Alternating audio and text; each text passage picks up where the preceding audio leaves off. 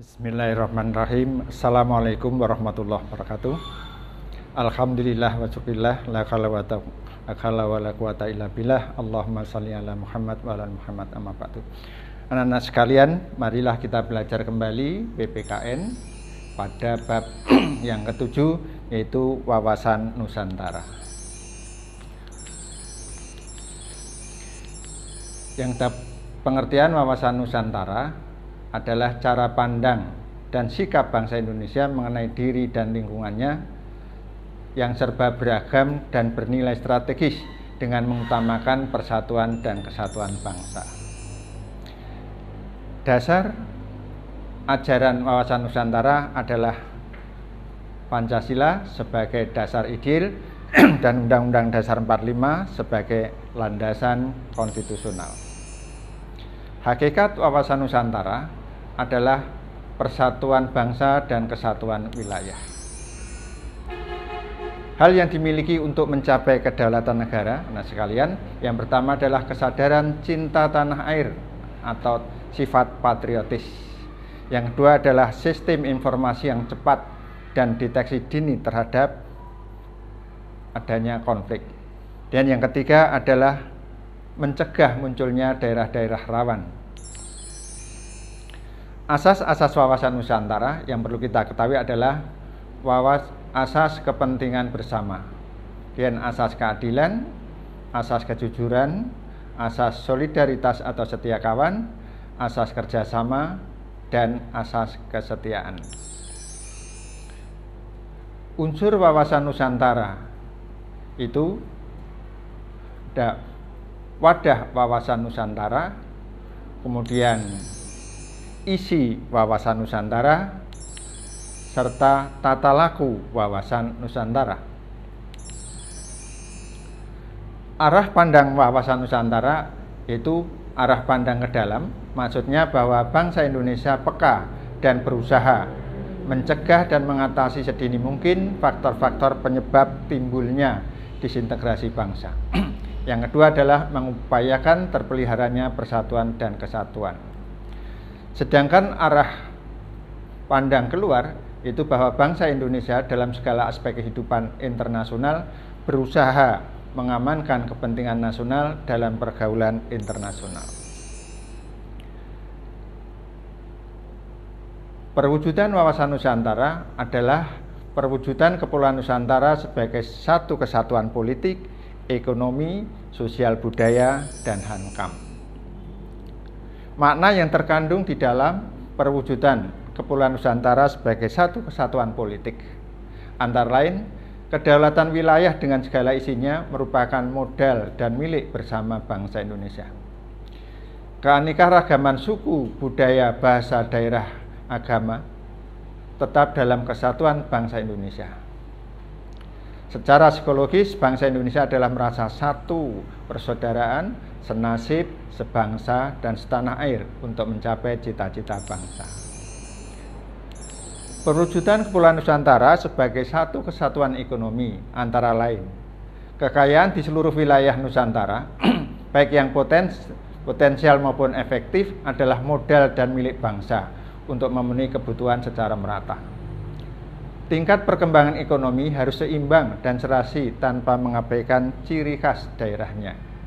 Dan yang ketiga, perekonomian diselenggarakan sebagai usaha bersama dengan asas kekeluargaan dalam sistem ekonomi kerakyatan untuk sebesar-besar kemakmuran rakyat. Makna perwujudan Kepulauan Nusantara sebagai satu kesatuan sosial budaya antara lain masyarakat Indonesia adalah satu bangsa, memiliki kehidupan serasi dengan tingkat kemajuan yang merata dan seimbang. Budaya Indonesia pada dasarnya adalah satu kesatuan dengan corak ragam budaya yang menggambarkan kekayaan budaya bangsa.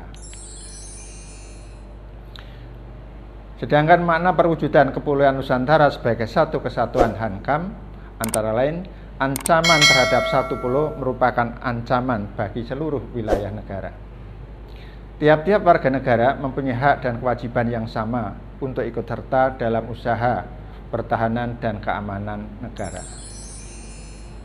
Nah, sekalian kita lanjutkan sekarang kedudukan, fungsi, dan tujuan wawasan Nusantara.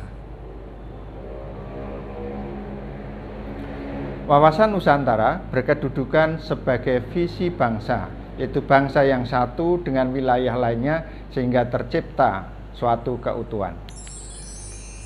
Sedangkan fungsinya adalah sebagai konsepsi ketahanan nasional, sebagai wawasan pembangunan, sebagai wawasan pertahanan dan keamanan, dan sebagai wawasan kewilayahan.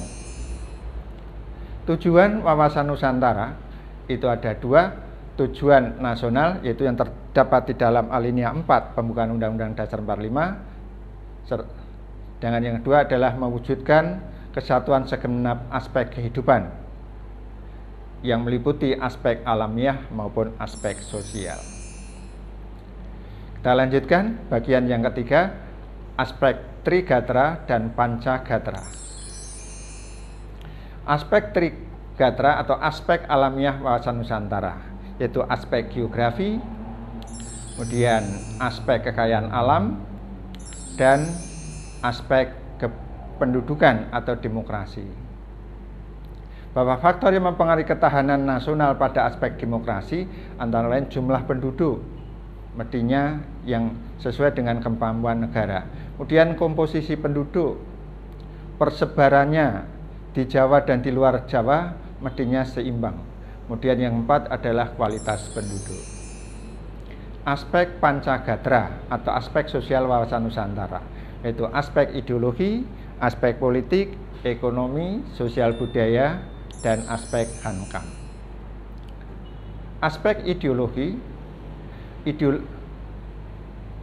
merupakan prinsip pengarahan yang dijadikan dasar dan memberi arah dan tujuan. Pancasila merupakan ideologi bangsa Indonesia. Aspek politik, bahwa politik pada dasarnya menekankan pada bidang kekuasaan. Kehidupan politik itu dibagi menjadi dua, antara kehidupan politik pemerintah atau suprastruktur politik dan sektor masyarakat, yaitu infrastruktur politik.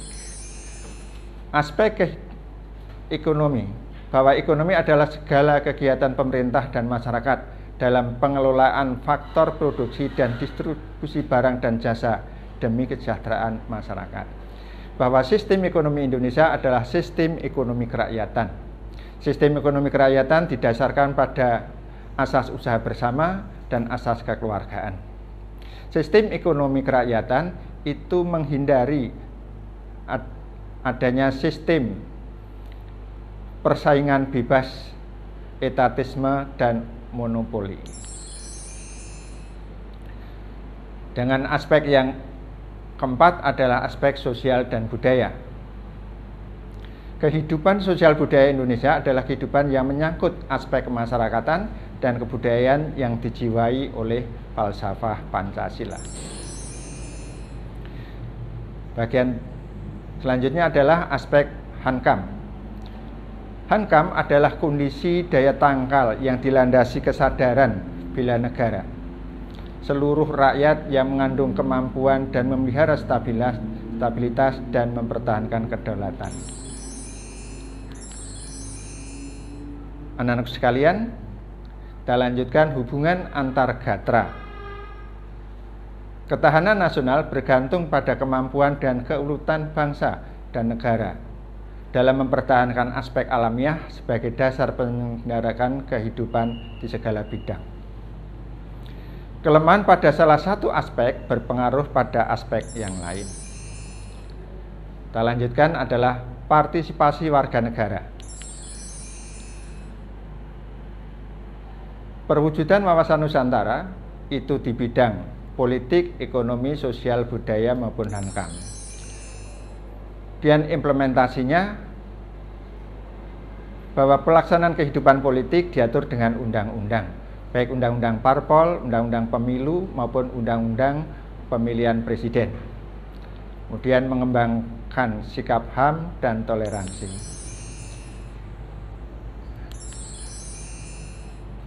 Implementasi atau perwujudan di bidang kehidupan ekonomi, bahwa wilayah Nusantara mempunyai potensi ekonomi yang tinggi.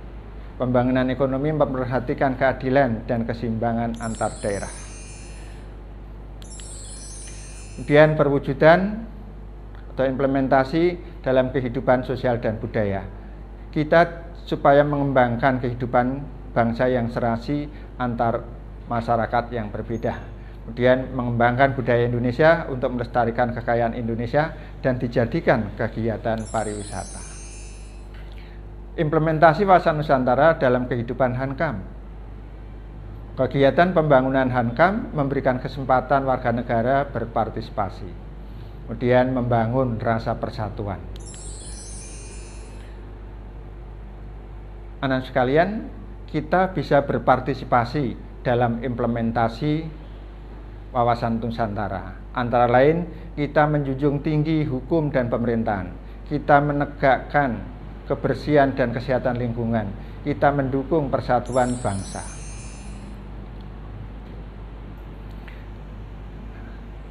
Keberhasilan implementasi wawasan Nusantara itu bisa kita ketahui kalau kita bisa mengerti, memahami, dan menghayati hak dan kewajiban kita masing-masing.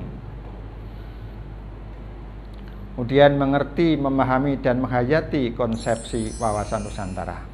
Anak-anakku sekalian, itu saja materi kita wawasan Nusantara pada pagi ini. Mudah-mudahan Allah memberikan kemudahan bagi kita sekalian. Dan sekian, wassalamualaikum warahmatullahi wabarakatuh.